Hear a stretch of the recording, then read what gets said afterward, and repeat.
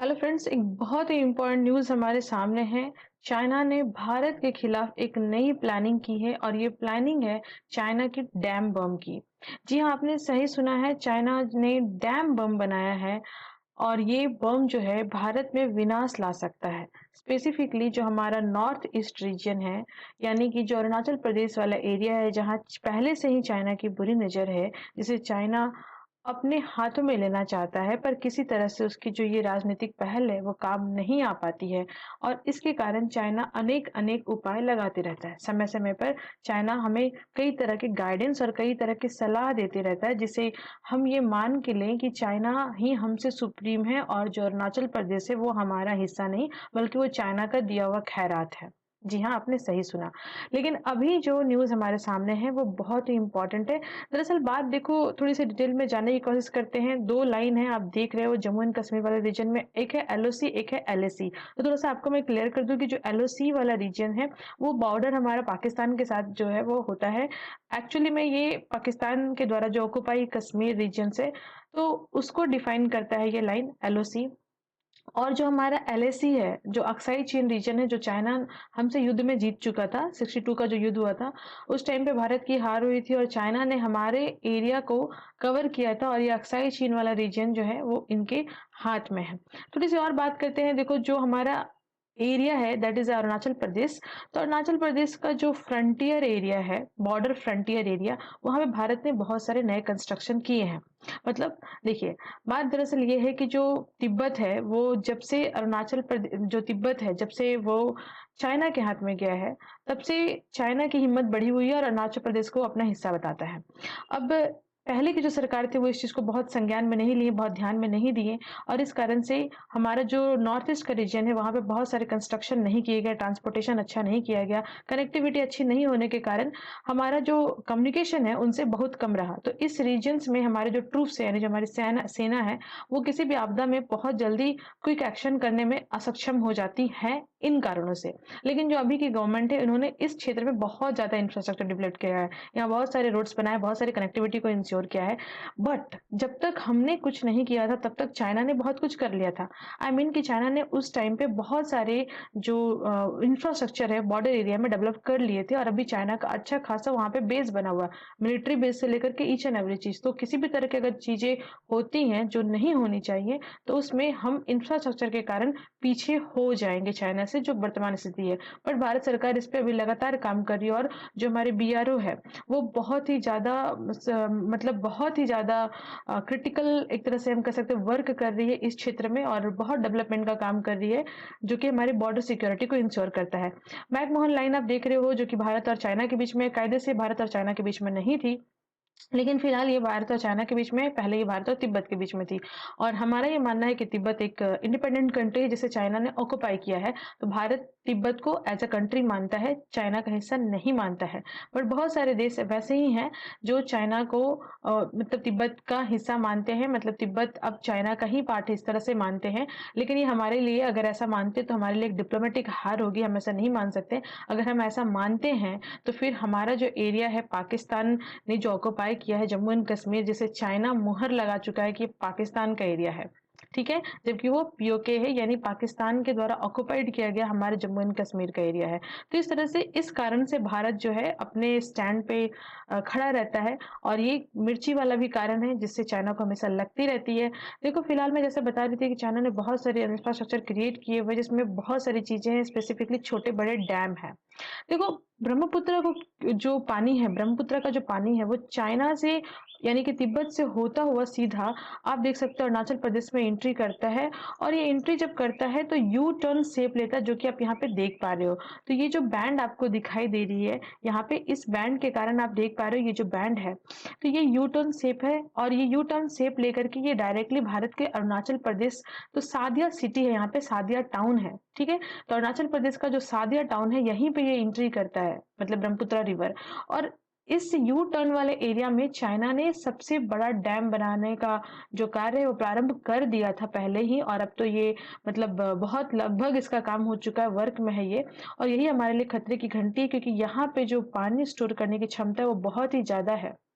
और ये जो ब्रह्मपुत्र रिवर है ना, अरुणाचल प्रदेश चाहता ही है इसीलिए चाइना की वो कैप्चर कर ले, क्योंकि ब्रह्मपुत्र बहती तो वो तिब्बत से है, जो कि चाइना के हाथ में है, लेकिन इसका जो पानी स्टोर होता है ना, सबसे अधिक 60% ऑफ जो ब्रह्मपुत्र रिवर का जो पानी है, 60% नहीं, 80% पानी हमारे को मिल जाता है अरुणाचल प्रदेश से होते हुए। यहाँ हम देख सकते हैं कि भारत में और बांग्लादेश में चला जाता है, लेकिन बहता वो कहाँ से है? तिब्बत से है। तो इससे चाइना को बहुत ज्यादा बेनिफिट नहीं होता है, और इसको दूर करने के लिए चाइना बहुत लंबे समय से छोटे बड़े डैम बना रहा था। यहाँ पे अपने वो आर्मी बेस भी बना चुका, अच्छा खासा इंफ्रास्ट्रक्चर है उसका, और भारत के यहाँ पे बहुत अच्छा इंफ्रास्ट्रक्चर नहीं, अभी बनना शुरू ही हुआ है।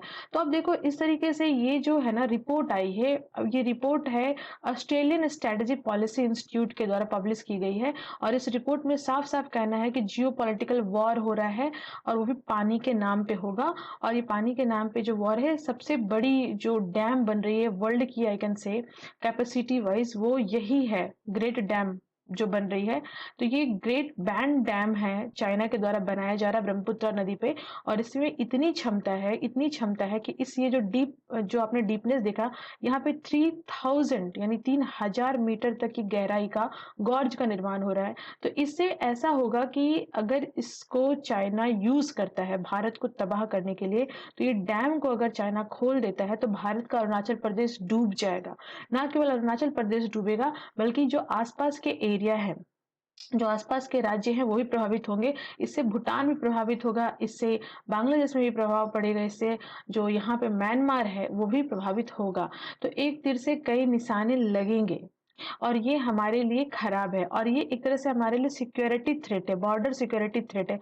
ऑल्दो हम यहाँ पे जितने भी कंस्ट्रक्शन कर ले, बट चाइना का ये स्टेप हमारे लिए बहुत ही क्रुशियल होने वाला है। इसका जवाब हमें उचित तौर से देना पड़ेगा, जिस तरीके से चाइना समझ सके उस भाषा में उसको समझाना पड़ेगा।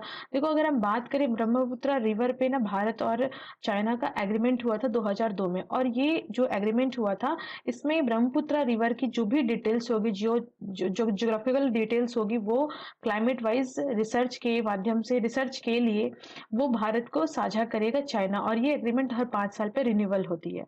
लेकिन कायदे से 2002 के बाद ये हम देखेंगे 2008, 2013 और 2018 में तो रिन्यूअल हुई, लेकिन 2018 के बाद जो ये एक्सपायर किए 2023 में, तो भारत और चाइना के बीच में जो टेंशंस चल रही है बॉर्डर पे, और जो कम्युनिकेशंस की 40 राउंड मीटिंग हो चुकी है, बट फिर भी मैटर सेटल नहीं हुआ है। तो इस लिहाज से अभी ये रिन्यूअल नहीं हुआ है, और ये रिन्यूअल नहीं हुआ है तो अभी हमारे पास कोई इंफॉर्मेशन नहीं है ब्रह्मपुत्र रिवर की, क्या जो अभी चल रही है वहां पे क्या इंफॉर्मेशन है, वो हमारे पास नहीं है। वैसे एक बात मैं बता दूं, ब्रह्मपुत्र रिवर का जो डिटेल्स है जो चाइना हमें देता है, उस पर हम कितना ही परसेंट रिलाई कर सकते हैं, मतलब उस पर क्या सच में हमें रिलाई होना चाहिए कि जो चाइना ने इन्फॉर्मेशन हमें दी है वो सच में सही है? बिल्कुल भी नहीं। तो इसके लिए भारत को अपने ही जो विंग्स है उसका यूज करना पड़ेगा। बहरहाल हम यहाँ पे देखेंगे कि जो हमारा एरिया है, बॉर्डर एरिया है, ये डैम, ये जो डैम है, ये डैम नहीं, ये डैम बम है एक्चुअली में।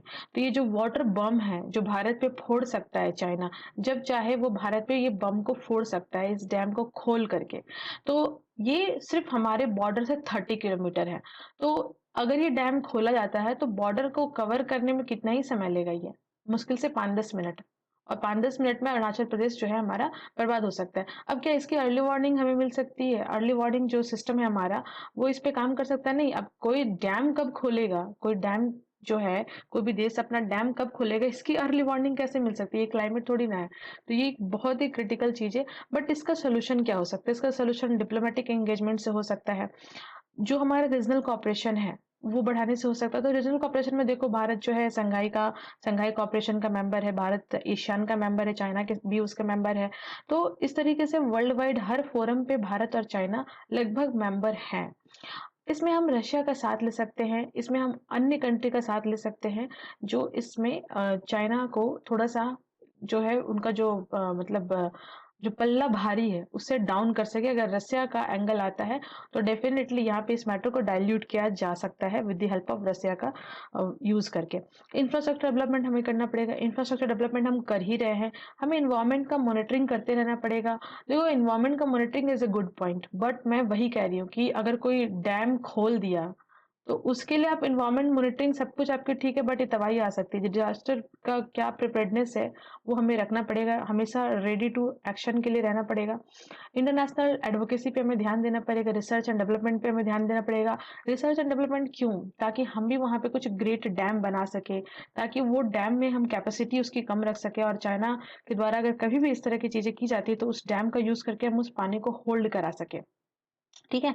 और फिर उसको एक और अदर छोटे और डैम होने चाहिए, जिससे उस डैम में जो पानी आता है उसको भी फिर हम दोबारा से रीचैनलाइज कर सके और अन्य डैमों में डाल सके, जिससे मतलब जो पानी आ रहा है उसका बहाव से वो डैम टूटे नहीं। ठीक है। तो इस तरीके से भारत भी बड़े और छोटे डैम का उपयोग करके इस एरिया में अपने देश का बचाव कर सकता है। और चाइना की फिर ये जो रणनीति है वो चाइना के लिए बम नहीं बल्कि वो फेलियर साबित हो जाएगी। वो बम ऐसा हो जाएगा जो डिफ्यूज कर जाएगा, क्योंकि ऐसे ऑलरेडी चाइना में पानी का एक तरह से क्राइसिस है, और वो डैम खोल करके अपना पानी, जो बचा खुचा पानी, वो भी अगर हमें दे देता है तो बहुत अच्छी बात होगी, अगर हम उसे होल्ड करके यूटिलाइज कर पाते हैं। तो इसके लिए हमें बहुत बड़ा फ्लक्स की जरूरत पड़ेगी, बहुत ज्यादा हमें यहाँ पर मॉनेटरी इन्वेस्टमेंट करने की जरूरत पड़ेगी, इंफ्रास्ट्रक्चर डेवलपमेंट करने की जरूरत पड़ेगी, और इसके लिए पूरे भारत को यूनाइट होना पड़ेगा, है ना। इस पे राजनीति करने की आवश्यकता नहीं होगी, ये हमारा सिक्योरिटी मैटर है। तो इसे बहुत सही से देखना पड़ेगा, और डेवलपमेंट यहाँ पे करने पड़ेंगे वैसे जो सस्टेनेबल हो। पब्लिक एंगेजमेंट को बढ़ाना पड़ेगा। रिसेंटली भारत ने, अभी आपने देखा होगा, सेला टनल यूज किया। यहाँ पे जो सेला टनल था हमारा, वो इसको ओपन किया गया, अभी इनॉग्रेशन हुआ था रिसेंटली। तो ये बॉर्डर एरिया में हमारा जो तवांग रीजन्स है, यहाँ पे हमारे सिक्योरिटी को इंश्योर करता है। इससे भी चाइना को बहुत प्रॉब्लम हो गई है ना। और इसी के कारण ये नए नए रिपोर्ट आ रहे हैं। वास्तव में रिपोर्ट क्या है, ये देखो, ये पहले से चल रहा है, ये 2004-5 के टाइम से चल रहा है, 2008 के टाइम से ही चाइना डैम वैम बना रहा है। लेकिन ये अभी क्यों है? क्योंकि ये हमने अभी रिन्यूअल नहीं किया है। मतलब ऐसे भी भारत सरकार का ये मानना है कि जो चाइना के द्वारा दिया जा रहा इन्फॉर्मेशन है वो एज सच इतना रेलेवेंट नहीं है। मतलब उसमें सच्चाई कितनी परसेंट है वो वैसे ही है, जैसे दूध और पानी मिला देने पे वाइट दिखता है वैसे ही होती है। तो वैसे ही इसमें, इसके अंदर सच्चाई है। तो भारत अभी इसको रिन्यूअल नहीं किया, ये भारत का डिप्लोमेटिक एक तरह से स्टेप है। और इससे चाइना को प्रॉब्लम हो रही है, क्योंकि चाइना को लग रहा है अरे भारत ऐसा क्यों नहीं कर रहा है। चाइना को लग रहा है कि भारत क्यों नहीं रिन्यूअल कर रहा है, 2023 में खत्म, 2024 आ गया, क्यों नहीं कर रहा है। इसीलिए ऑस्ट्रेलिया के द्वारा, है ना, ऑस्ट्रेलिया और अन्य देशों के द्वारा इस रिपोर्ट को और पब्लिश कराया जा रहा है, ताकि भारत के अंदर इंटरनल डिस्प्यूट हो सके, भारत में इस रिपोर्ट का यूज किया जा सके पार्लियामेंट के अंदर, फिर पार्लियामेंट में बहस हो, और फिर दुनिया और देश को, भारत के लोगों को, भोले वाले लोगों को ये मैसेज जाए कि भारत सरकार चाइना से डर गई है। ठीक है। तो ये एक डिप्लोमेटिक स्टेप है। इस तरह के रिपोर्ट्स, ये रिपोर्ट्स हमारे सामने है, इस पे हमारी सरकार काम भी कर रही है, हम इस पे ग्राउंड लेवल पर वर्क भी कर रहे हैं, हमारी जो विंग्स इस पर लगी हुई है।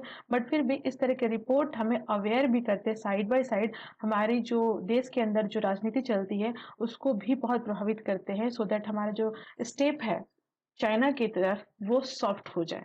ठीक है। तो इसके बहुत मायने मतलब निकलते हैं, है ना। तो this is all about the जो न्यूज था।